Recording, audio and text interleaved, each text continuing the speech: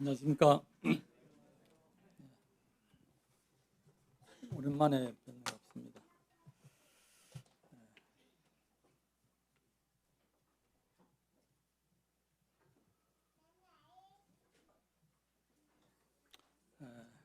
먼저 잠언 16장 9절 말씀을 읽어드리겠습니다.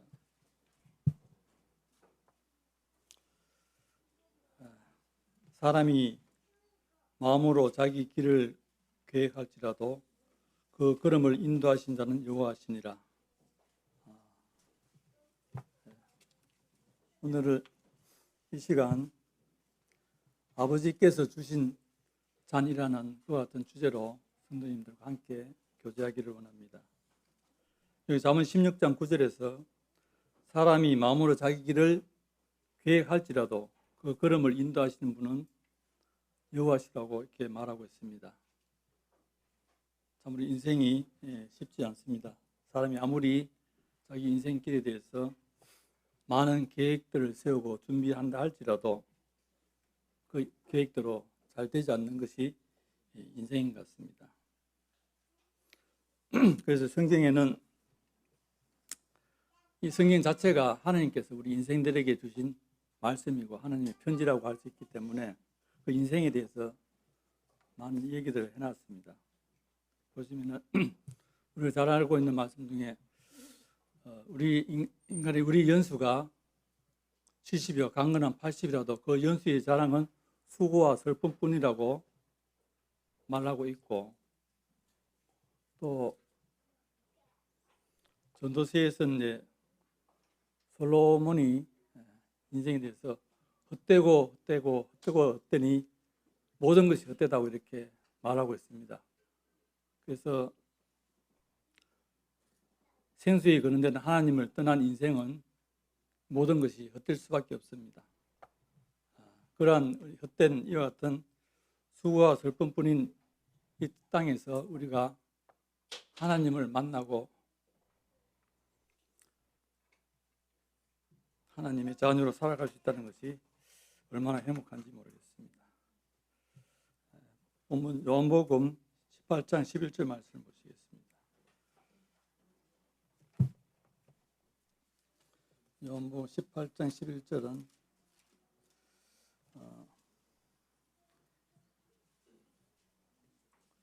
예수님께서 이제 십자가를 지시기 전에 제자들과 함께 겟세마네 동산에 가서 기도하시고 이제 내려오실 때 이제 가룟 유다와 제사장 무리들이 예수님을 잡으러 왔습니다. 그때 이제 이 베드로는 예수님을 지키기 위해서 칼을 빼서 그 제사장 종의 귀를 베어버렸죠. 그래서 예수님께서 그 오른쪽 귀를 이제 붙여주시면서 베드로에게 이르시되, 예수께서 베드로더러 이르시되 금을 집에 꽂으라. 아버지께서 주신 잔을 내가 마시지 아니하겠느냐 하시니라. 그래서 하나님께서 아들 예수 그리스도에게 주신 잔을 내가 마시지 않겠느냐, 그 잔을 마셔야 되겠다, 이렇게 말씀하시는 거죠. 그럼 여기서 아버지께서 아들 예수 그리스도에게 주신 잔은 무엇입니까? 우리 표면적으로는 우리가 그 당시 최고의 형벌인 십자가를 지시는 거죠. 십자가에서 죽음을 당하는 건데, 본질적으로는 우리 주님께서 인류의 죄를 지시고 십자가에서 하나님의 심판을 받는 것이죠. 세상 죄를 지고 가는 하나님의 어린 양으로서 예수님은 십자가에서 우리를 대신해서 대신 심판받는 것이 하나님 아들에게 주신 잔이었죠. 물론 주님께서 스스로 그것을 지기 위해서 이 땅에 오셨지만은 십자가에 달리기 전에 많은 고민을 하셨습니다. 그것이 마태복음 26장 36절에서 45절 말씀을 한번 보시겠습니다. 마태복음 26장 36절에서 45절에는 예수님께서 겟세마네 동산에서 아버지 하나님께 하는 기도가 나와 있습니다. 제가 읽어드리겠습니다. 이에 예수께서 제자들과 함께 겟세마네를 하는 곳에 이르러 제자들에게 이르시되 내가 저기 가서 기도할 동안에 너희는 여기 앉아 있으라 하시고 베드로와 세베대의 두 아들을 데리고 가실새 고민하고 슬퍼하사 이에 말씀하시되 내 마음이 심히 고민하여 죽게 되었으니 너희는 여기 머물러 나와 함께 깨어 있으라 하시고 조금 나아가사 얼굴을 땅에 대시고 엎드려 기도하여 가라사대 내 아버지여 만일 할만하시거든 이 잔을 내게서 지나가게 하옵소서. 그러나 나의 원대로 마옵시고 아버지의 원대로 하옵소서 하시고, 그래서 예수님은 십자가를 앞에 두고 이 겟세마네 동산에 가서 아버지 하나님께 기도했습니다. 여기 보면은 내 마음이 심히 고민하여 죽게 되었다 이렇게 말씀하시면서 그렇게 기도하는 것을 보게 됩니다. 아버지여 만일 할만하시거든 이 잔을 내게서 지나가게 하옵소서.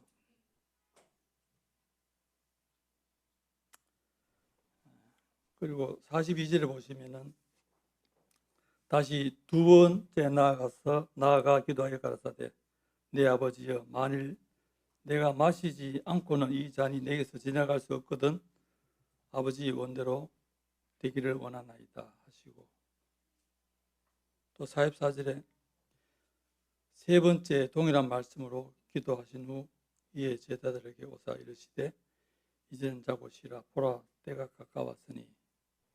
그래서 이 예수님은 겟세마네 동산에서 이 십자가에 대해서 세 번이나 이렇게 간절히 기도하고 있는 것을 보게 됩니다.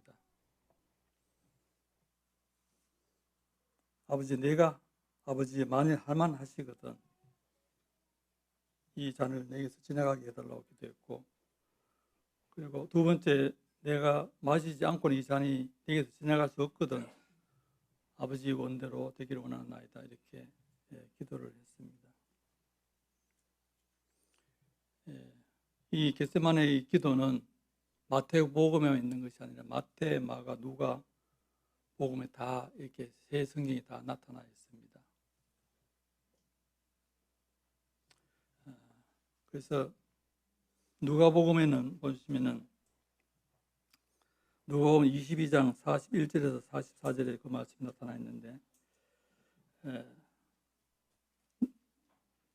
저희를 떠나 돌 던질 만큼 가서 무릎을 꿇고 기도하여 가라사대 아버지여 만일 아버지의 뜻이여든 이 잔을 내게서 옮기시옵소서. 그러나 내 원대로 마옵시고 아버지의 원대로 되기를 원하나이다 하시니 사자가 하늘부터 예수께 나타나 힘을 돕더라. 예수께서 힘쓰고 더욱 간절히 기도하시니 땀이 땅에 떨어지는 핏방울 같이 되더라. 그렇게 예수님은 이 십자가를 앞두고 아버지 하나님께 간절히 기도했습니다. 할만하시거든 이 잔을 내게서 옮겨달라고 이렇게 기도했습니다. 여기 우리가 생각해 보게 될 때 우리 예수님께서 십자가를 지시지 않고 우리를 구원할 다른 방법이 있다고 생각하십니까? 다른 대안이 있었을까요? 하나님은 전지전능하시니까 모든 것을 할 수 있지만은 그러나 하나님도 못 하시는 것이 있습니다. 하나님은 진리의 하나님이기 때문에 거짓말을 할 수가 없습니다. 하나님 속성에 그런 것을 할 수가 없는 거죠. 또 하나님은 공의의 하나님이시니까 죄를 그냥 덮어둘 수가 없는 것입니다. 죄를 심판할 수밖에 없는 거죠. 그래서 우리 인간들을 구원하시기 위해서 아들 예수 그리스도를 십자가에 못 박는 것 외에 다른 방법이 있었으면 아마 그 일을 하셨을 것입니다. 그런데 하나님께서는 예수님께서 이렇게 간절히 땀방울이 핏방울이 되도록 이렇게 간절히 3번 기도했는데 예수님께서는 들어주시지 않았습니다. 그래서 하나님께서 우리를 구원하시기 위해서는 예수님이 꼭 십자가에 달리는 것 외에는 다른 방도 없었기 때문에, 다른 길이 없었기 때문에 그 길을 꼭 가셔야 했던 것입니다. 요한복음 6장 38절에서 40절에 있는 말씀을 제가 읽어드리겠습니다. 우리 주님은 내가 하늘로서 내려온 것은 내 뜻을 행하려 함이 아니요 나를 보내신 이의 뜻을 행하려 함이니라. 나를 보내신 이의 뜻은 내게 주신 자 중에 내가 하나도 잃어버리지 아니하고 마지막 날에 다시 살리는 이것이니라. 내 아버지 뜻은 아들을 보고 믿는 자마다 영생을 얻는 이것이니 마지막 날에 내가 다시 살리리라 하시니라. 우리 주님께서는 그 아버지의 뜻을 이루기 위해서 스스로 낮아지셔서 이 땅에 오셨습니다. 그 아버지의 뜻은 아들을 보고 믿는 자마다 영생을 얻는 이것이라고 말하고 있습니다. 그래서 아들 예수 그리스도는 이 아버지의 뜻을 이루기 위해서 이 땅에 오셨고 그 뜻을 십자가에서 이루어 주셨습니다. 이것은 우리를 향한 하나님의 그 사랑과 열정이 없이는, 또한 우리 주님의 순종이 없이는 불가능한 것이었습니다. 예배 찬송가에도 우리 예배 때 했습니다마는 행복된 천국 떠나서 외로운 골고다를 지신 주님, 사랑이 없다면 가능했을까? 이렇게 찬송합니다. 사랑 없이는 안 된다라고 이렇게 말하고 있습니다. 우리 십자가를 생각하게 될 때 우리 오래전에 영화로 거기 방영되었죠. 패션 오브 크라이스트라고. 거기에 보시면은 정말 너무나 실감나게 예수님이 십자가에서 고난받으시는 그 모습을 보여주고 있습니다. 여기 있는 이 패션의 단어는 그 당시 이 중세시대에는 고난을 의미했습니다. 그러나 현대에는 이 패션이라는 이 단어가 열정을 의미한다고 합니다. 어떤 고난을 치르더라도 포기할 수 없는 그 열정, 이 패션이라는 것입니다. 그래서 이 십자가는 우리 주님의 그 고난을 의미하기도 하지만은 패션 오브 가드, 하나님의 그 열정을 보여주신다고 할 수 있습니다. 우리 하나님께서 어떤 대가를 치르더라도 포기할 수 없는 것, 그것이 곧 우리죠. 우리를 구원하시기 위해서 예수 그리스도를 희생했다고 할 수 있습니다. 주님의 그 피값으로 우리를 사셨다라고 이렇게 말하고 있는 것이죠. 이 십자가를 바라보게 될 때 우리를 향한 하나님의 사랑이 얼마나 큰가를 우리가 볼 수가 있습니다. 그리고 우리 주님의 그 피값을 우리를 사셨기 때문에 우리가 얼마나 고귀한 그와 같은 존재인지를 다시 한번 생각해 보게 됩니다. 우리는 이 세상에 있는 모든 물건은 그것을 사기 위해서 치러진 그 값으로 우리 그 가치를 매기지 않습니까? 그런데 우리를 사기 위해서 하나님께서는 예수님의 피값을 지불하셨으니까 우리가 얼마나 고귀한 그와 같은 존재인가를 생각해 보게 됩니다. 이사야 53장 10절에는 이렇게 말하고 있습니다. 이사야 53장 10절에서 여호와께서 그로 상을 받게 하시기를 원하사 제고를 당케 하셨은즉 그 영혼을 속건 제물로 드리기에 이르면 그가 씨를 보게 되며 그의 날은 길 것이요 또 그의 손으로 여호와의 뜻을 성취하리로다. 여기 보면 여호와께서 그로 상음을 받게 하시기를 원하셨다고 이렇게 말하고 있습니다. 이게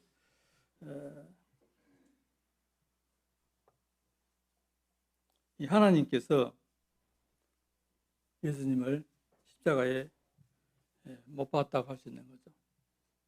우리 인간들이 감히 하나님을 그렇게 할 수는 없죠.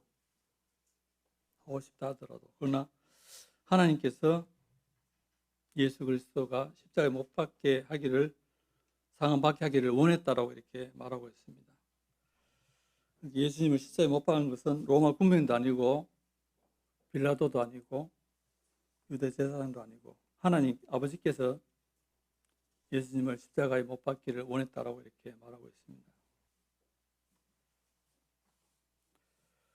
그게 하나님께서 아들 예수 그리스도를 라고 하는 그 희생을 치르면서까지 절대 포기할 수 없는 것, 우리를 창세전에 택한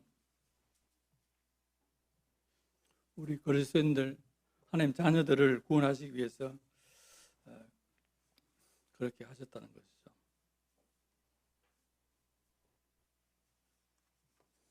그래서 이 십자가는 하나님의 그 지혜고 능력입니다. 십자가는 한편으로는 하나님의 공의를 나타내면서 다른 한편으로는 하나님의 그 사랑을 동시에 보여주는 것이 십자가입니다. 십자가에서 하나님은 자신의 그 공의를 조금 더 양보하지 않으면서 동시에 하나님의 그 사랑을 온전하게 드러낸 것이 이 십자가라고 할 수 있습니다.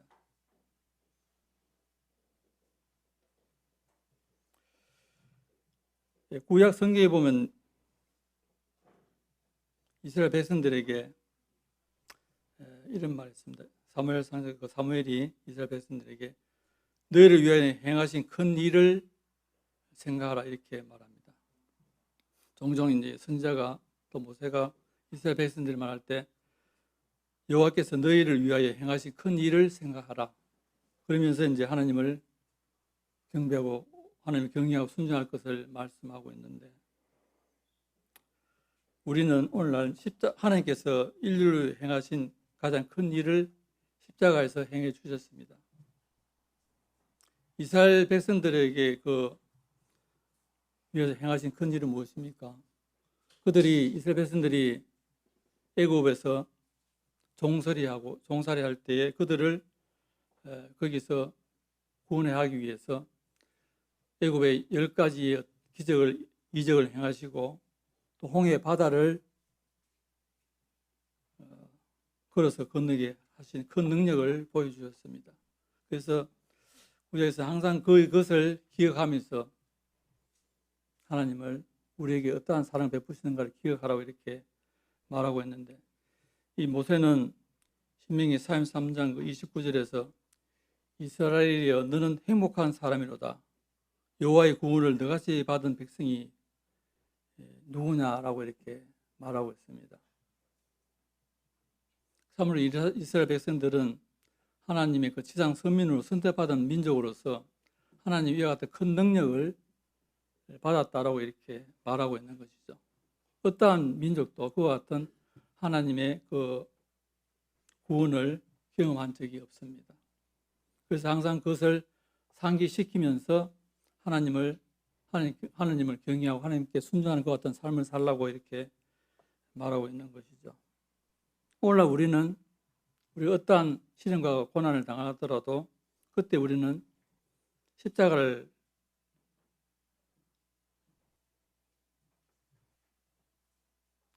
바라봐야 하는 거죠. 우리 십자가를 통해서 하나님께서 어떠한 사랑과 은혜를 베푸셨는가를 우리가 볼 수 있기 때문에 그렇습니다. 그래서 아버지께서 아들에게 주신 그 자는 이 십자가를 지는 것이었습니다. 그렇다면 하나님께서 우리 각자 성도들에게 나에게 주신 자는 무엇일까를 한번 생각해 보셨으면 좋겠습니다. 하나님께서는 나에게 어떤 잔을 주셨는가? 우리가 나에게 어떤 선교사로서 어떤 선교를 하라고 그 사명을 맡기셨는지, 아니면은 이 지역 교회에서 또 장로로서 또 집사로서 섬김을 하라고 이렇게 나에게 주신 사명을 주셨는지, 오늘날 이 큰 교회에서도 이와 같은 이 장로들을 세우기가 쉽지 않습니다. 왜냐하면은 정말 이 일이 결코 쉬운 일이 아니기 때문에, 힘든 일이 아니기 때문에 하나님의 부르심 없이는 사실 그 일을 하기를 감당하기 힘듭니다. 그래서 특히 우리 몸에서 그런데, 그래서 모든 성도님들은 이와 같이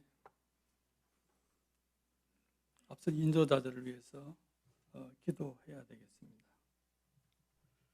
그와 같은 우리가 장로와 집사 이와 같은 직분으로 섬기지 않는다 할지라도 선생님께서 우리 모든 성도들에게 각자의 은사를 주셨습니다. 그래서 그 은사를 따라서 우리는 거기에서 우리가 충성하게 섬기는 것이 우리에게 주신 자녀라고 할 수 있겠죠. 그리고 또 우리 삶에서 여러 가지 겪게 되는 시련과 고난, 어려움, 이런 것이 하나님께서 나에게 주신 자녀라고도 할 수가 있을 것이라 생각됩니다. 이 땅에서의 우리 신앙생활은 종종 우리 신앙생활을 달리기에 비교를 많이 하죠. 이 사도 바울님도 디모데후서 4장 7절에 보면 내가 선한 싸움을 싸우고 나의 달려갈 길을 마치고 이렇게 표현하고 있습니다. 우리 신앙생활은 이 달리기와 같은데, 이 땅에서 우리 달리기는 보면 어떻습니까? 똑같죠. 똑같은 조건 하에서 똑같은 거리를 달리는 것이지만 우리 신앙생활이 달리기는 다르죠. 그 코스가 길이도 다 다르고 코스도 다르다고 하는 것을 우리가 알아야 합니다. 그것은 우리 각자에게 주어진 그 사역이 다르고 우리를 부르신 목적이 다 다르기 때문에 그럴 수 있다는 것입니다. 예를 들어서 세례 요한에게 주어진 사역이 다르고 사도 요한에게 주어진 사역이 다르죠. 이 세례 요한은 주님의 오실 길을 예비하고 젊은 나이에 순교를 당했죠. 하지만 이 사도 요한은 거의 100세까지 사는 걸로 알 수 있습니다. 그리고 베드로에게 주어진 사역이 다르고 사도 바울에게 주어진 사역이 다른 것처럼 우리 각자에게 주어진 그 사역이 다 다르다고 하는 것입니다. 요한복음 여기 21장 22절을 보시면은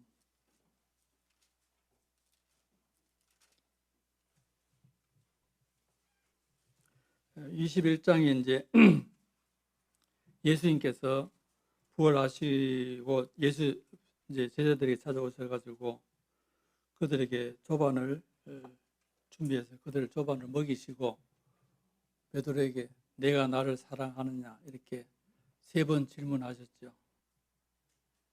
그랬을 때 이제 그리고 이제 18절에 보면 내가 진실로 내게 이르노니 내가 젊어서는 스스로 띠뛰고 원하는 곳으로 다녔거니와 늙어서는 내 팔을 벌리리니 남이 내게 띠우고 원하지 않는 곳으로 데려가리라 이렇게 말씀하셨습니다. 그래서 이 베드로가 나중에 어떤 순교당할 것을 미리 예언하신 것이죠. 어려움을 당할 것을 미리 말씀하셨는데 이 말 들은 베드로는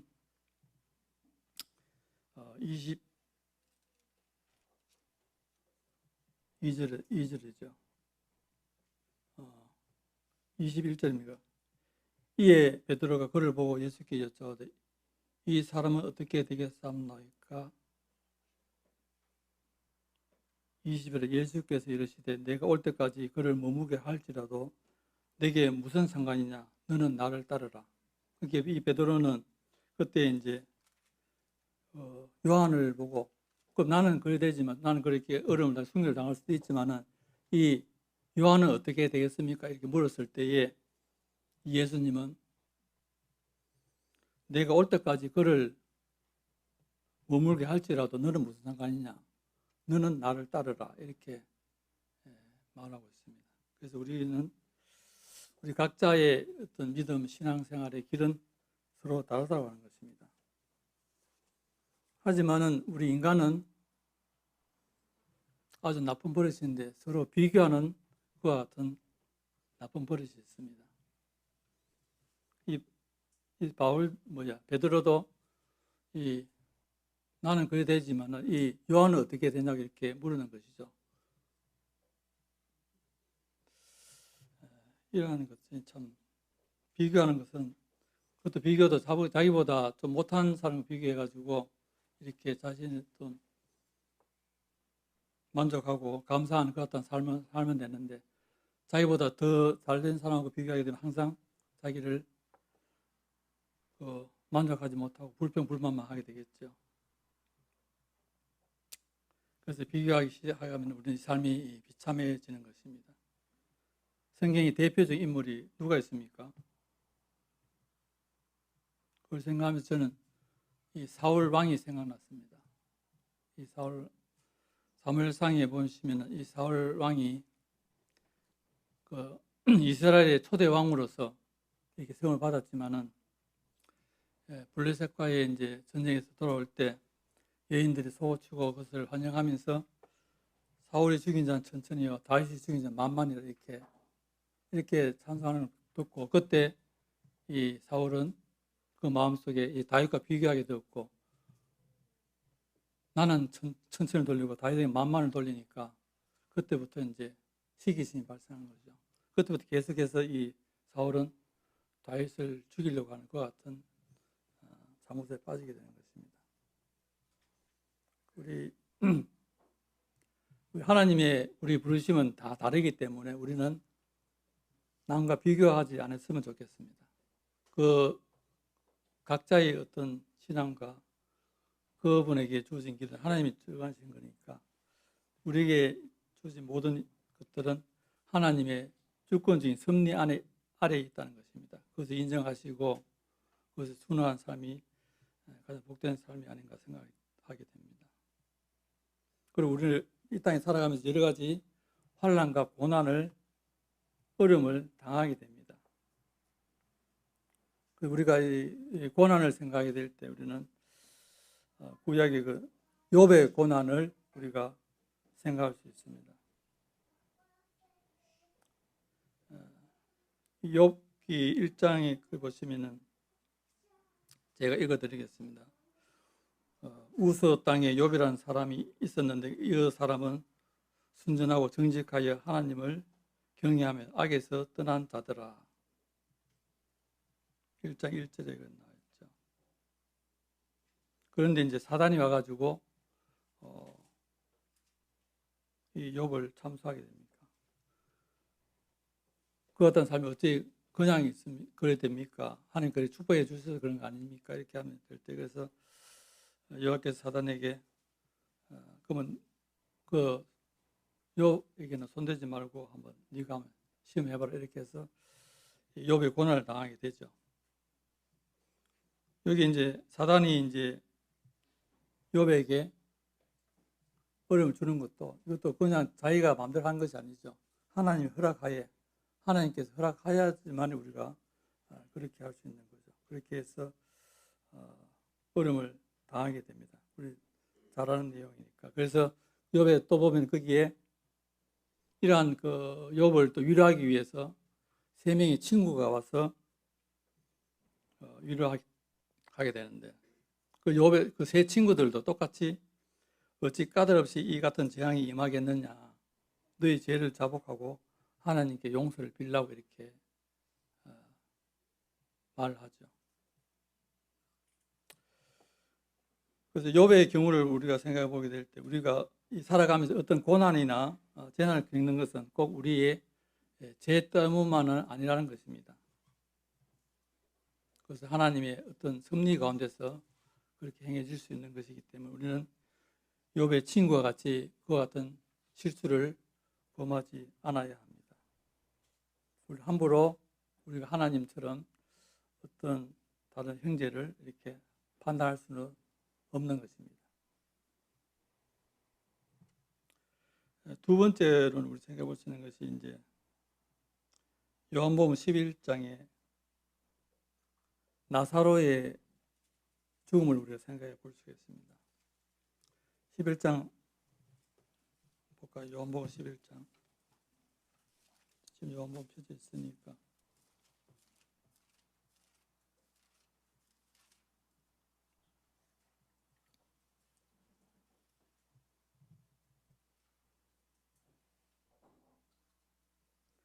나사로가 이제 병들었을 때에 그 3절에 이에 누이들이 예수께 사람을 보내어 이르되 주여 보시옵소서 살아나는 자가 병들었나이다 하니 예수께서 들으시고 이르시되 이 병은 죽을 병이 아니라 하나님의 영광을 위하며 하나님의 아들이 이로 말미암아 영광을 받게 하려 함이라. 우리가 이 땅에서 여러 가지 질병을 당할 수가 있죠. 질병을 당할 수도 있고 죽음을 당할 수도 있는데 여기 나사로의 이 병은 죽을 병이 아니라 하나님의 영광을 위해서 또 하나님의 아들이 이로 말미암아 영광을 얻게 하려 한다라고 이렇게 말하고 있습니다. 우리는 이 땅에 우리가 어떤 병을 이제 갖게 됐을 때에 본인과 가족들에게는 아주 감당하기 어려운 그러한 일이지만 이로 인해서 하나님께서 하나님의 능력과 하나님의 사랑이 드러나게 되고 또 하나님께서 영광 받으시는 일 수도 있다고 하는 것입니다. 그래서 나사로의 그 죽음은 마르다와 마리아에게는 아주 큰 슬픔이었고 고통이었지만 그로 인해서 하나님의 우리 주님의 사랑과 능력을 경험하는 그와 같은 기회가 되었죠. 그래서 죽어서 나가야 되는 그 나사로를 부활시키는 우리 주님의 능력을 경험하게 되죠. 어느 누구도 경험할 수 없는 그와 같은 주님의 능력을 경험했던 것입니다. 우리에게 이와 같은 병이라든가 어떤 어려움이 왔을 때 그것은 우리 주님께서 또 하나님께서 우리를 통해서 그와 같은 병을 통해서 하나님의 그 사랑과 능력을 경험할 수 있는 그와 같은 계기가 될 수 있다는 것을 우리가 생각해 볼 수 있습니다. 그러면 우리가 이와 같이 이 땅에서 고난과 시련을 당할 때 우리는 어떤 자세를 취해야 하는가 생각해 보게 되면 우리 그리스도인들은 또 하나님 자녀들에게는 결코 우연이라는 것은 있을 수가 없습니다.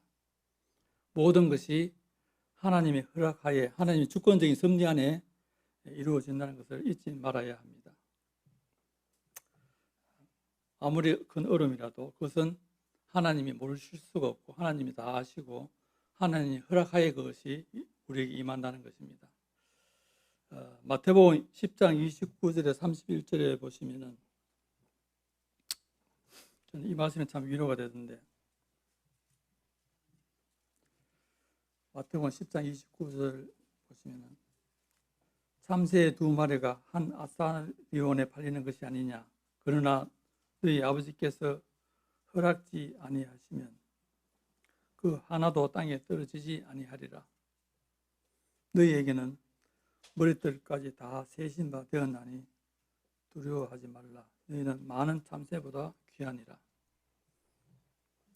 이게 이 참새 하찮은 이 참새 한 마리도 하나님께서 허락하지 아니하시면 땅에 떨어지지 않는 것이죠.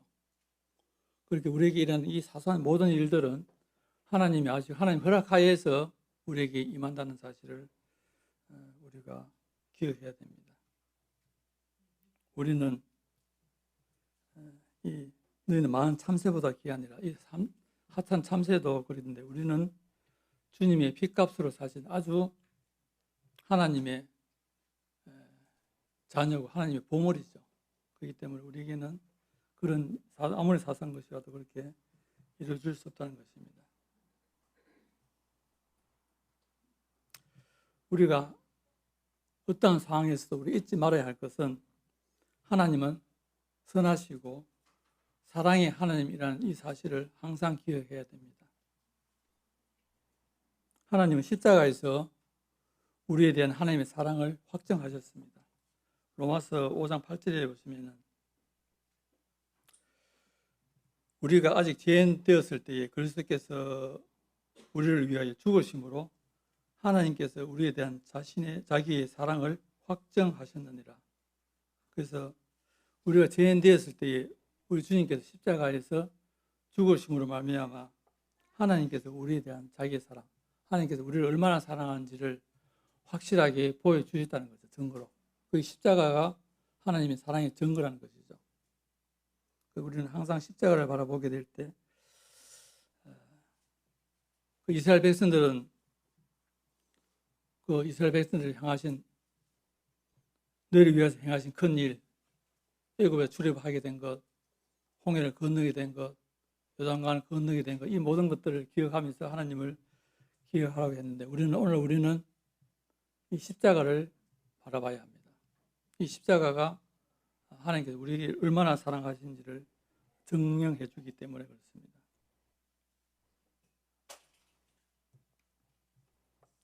그래서 우리가 어려움을 당할 때 정말 하나님이 없는 것 같은 그 같은 상황에서 우리는 십자가를 바라봐야 되겠습니다. 자, 그러면은 왜 하나님 성도들에게 이와 같은 고난과 시련을 주시는가를 한번 생각해 보게 될 때, 저는 첫 번째는 이 고난과 시련을 통해서 하나님의 사랑과 능력을 보여주시고 경험할 수 있는 기회를 주시기 때문에 그렇다고 생각이 됩니다. 그래서 이와 같은 고난과 시련을 통해서 우리가 성도들의 사랑을 경험할 수도 있고 하나님의 사랑을 경험할 수도 있고 하나님의 능력을 우리가 경험할 수 있는 기회가 되기 때문에 결국은 하나님께 영광이 되기 때문에 이와 같은 것들을 허락해 주신다고 이렇게 보게 됩니다. 두 번째는 주님의 형상을 닮아가도록 하기 위해서 그렇게 허락하신다고 생각하게 됩니다. 로마서 8장 29절에는 아들의 형상을 본받게 하기 위해서 우리를 미리 정했다고 말씀하고 있습니다. 하나님께 우리를 택하시고 미리 정하시고 부르신 것은 우리 아들의 형상을 본받게 하기 위해서 우리를 택하셨다고 우리가 말하고 있는 것이죠. 그래서 우리가 이 어려움을 통해서 우리가 어떤 조각상을 우리가 생각하게 될 때 이 돌로서 어떤 형상을 만든다거나 나무로 어떤 형상을 만든다 할 때는 그 형상을 만들기 위해서는 쓸데없는 부분들을 다 조각으로 깎아내야 되지 않습니까? 그걸 칼로 다 찍어서 깎아내야 하듯이 우리에게 불필요한 이런 모든 것들을 제거해야 되는 것입니다. 그래서 우리는 이와 같은 고난과 신을 주시는 이유는 우리가 아들의 형상으로 닮아가기 위해서 우리에게 필요 없는 그런 부분들을 제거하기 위해서 주신다라고 이렇게 생각이 되어지고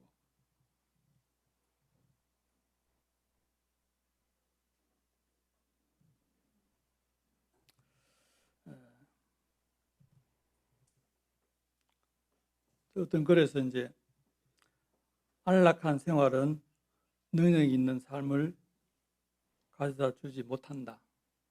우리 사람들은 안락한 그와 같은 삶을 원합니다. 하지만은 안락한 그와 같은 삶은 우리 능력 있는 삶이 되지 못한다고 이렇게 말하고 있고 거기에 이제 책에 이제 양조에 대해서 말씀하는데 이 양조 술을 빚는 거기 보면은 술이 발효되면은 거기에 찌꺼기 생기니까 계속해서 옮겨 담아야 된답니다. 찌꺼기 제거해야 돼. 그래서 그와 같은 작업을 계속 하게 될 때 우리가 맛있는 그와 같은 향이 나는 그와 같은 술을 빚을 수 있는 것처럼 우리에게 계속 그와 같은 시련을 주신다는 거죠. 우리 하나님께서는 우리의 보금자리를 항상 흔든다고 이렇게 말하고 있습니다. 이 독수리가 자기 새끼를 훈련할 때 독수리는 저 높은 곳에 절벽에다가 둥지를 틀고 거기다 새끼를 놓고 무기를 갖다 주고 하지만 어느 정도 자라면 그것을 훈련할 때 흔들어 가지고 그 보금자리에서 떨어뜨린답니다. 높은 곳에 막 떨어질 때 이제 이 어미 독수리는 항상 그걸 보고 있죠. 자기 날다가 결국은 이제 떨어질 정도 되면은 확 날아가서 딱 어깨에 다시 날개 업어가지고 다시 올라온다고 합니다. 그렇게 해서 계속 훈련을 시킨다고 합니다. 그래서 이제 우리는 이와 같은 안락한 삶을 원하지만 하나님께서는 우리 복음대로 항상 흔들어서 우리를 훈련시키고 단련시키고 불필요한 것들을 제거하기 위해서 이와 같은 것들을 허락하신다고 말하고 있습니다. 그리고 세 번째는 우리를 교제케 하고 성숙시키기 위해서 우리가 이와 같은 고난을 당하게 될 때 우리는 하나님 앞에 나가서 기도할 수밖에 없습니다. 기도하게 될 때 우리 신명기 4장 7절 말씀 한번 보시겠습니다.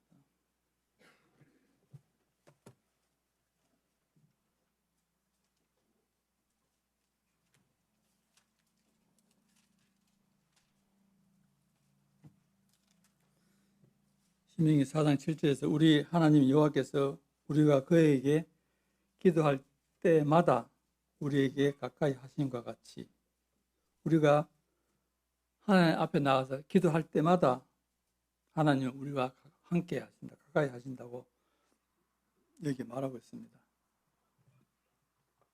그래서 하나님은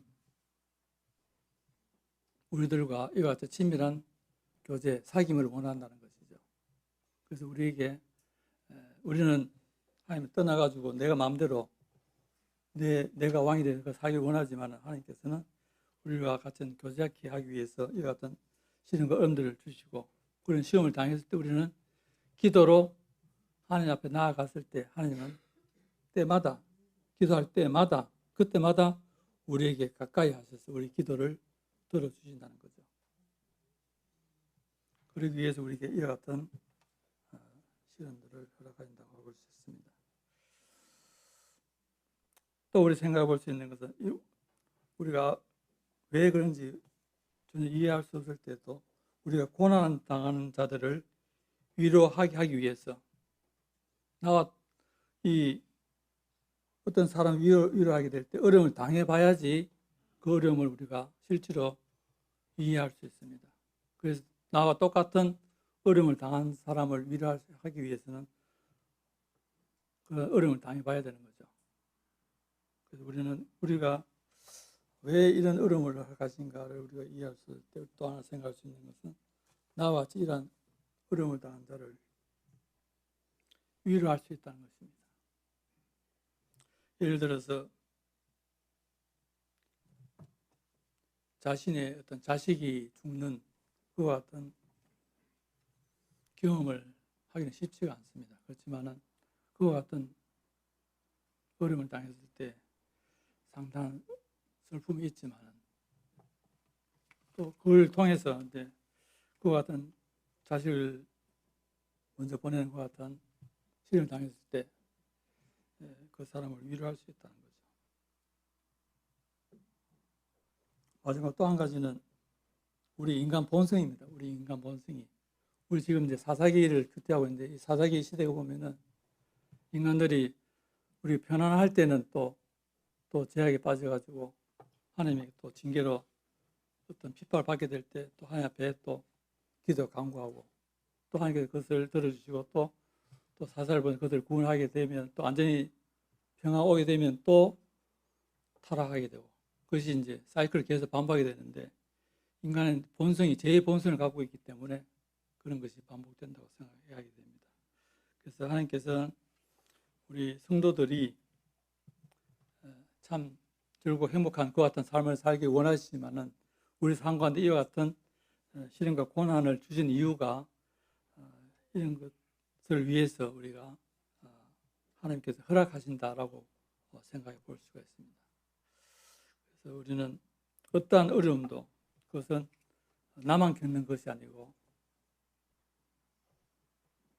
하나님이 다 알고 계시고 기도를 듣고 있다는 것을 생각하게 될 때 참 감사가 있습니다.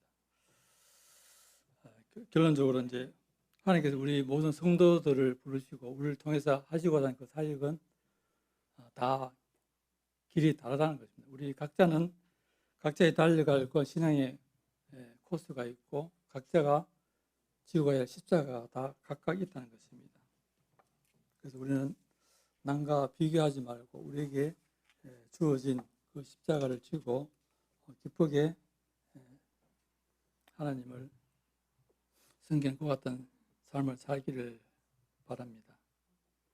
우리 주님께서 아버지께서 주신 그 십자가를 지는 그와 같은 잔을 기꺼이 받았던 것처럼 우리 모든 성도님들도 하나님께서 우리에게 주시는 그와 같은 잔을